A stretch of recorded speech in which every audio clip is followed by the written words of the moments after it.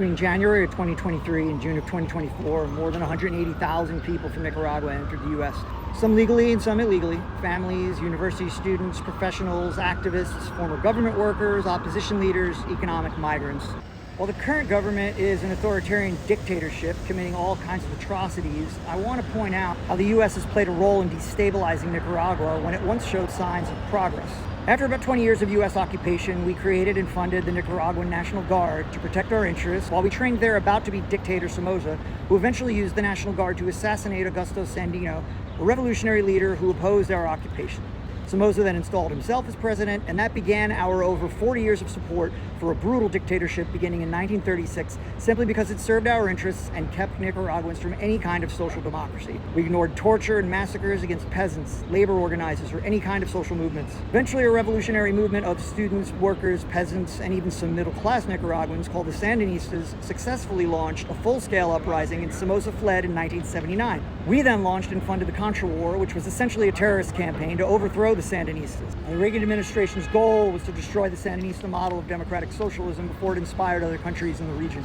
We not only pressured the World Bank and Inter-American Development Bank to cut off all development aid to Nicaragua, but we also refused humanitarian aid after Hurricane Joan in 1988 and pressured our allies to do the same, worsening starvation and ecological damage. U.S. media remained mostly silent or complicit throughout all of this.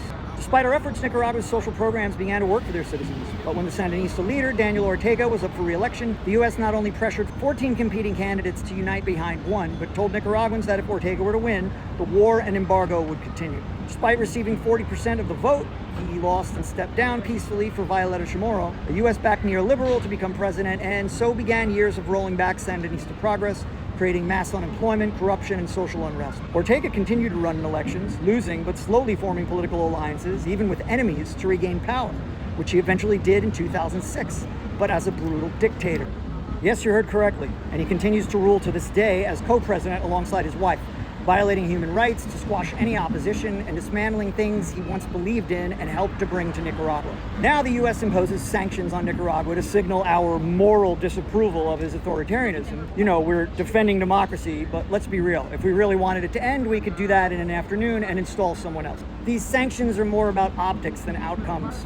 The situation there aligns with our interests. It's as simple as that. So what can we do now? We can share this story of how things came to be in Nicaragua and keep the conversation going. We can stop electing representatives who support coups, sanctions, or proxy wars in order to stifle social progress abroad. We can support humanitarian aid and reconstruction in Nicaragua. And since most Nicaraguans fleeing today are escaping violence, poverty, and repression, we can advocate for fairer immigration reform that recognizes the root cause of migration.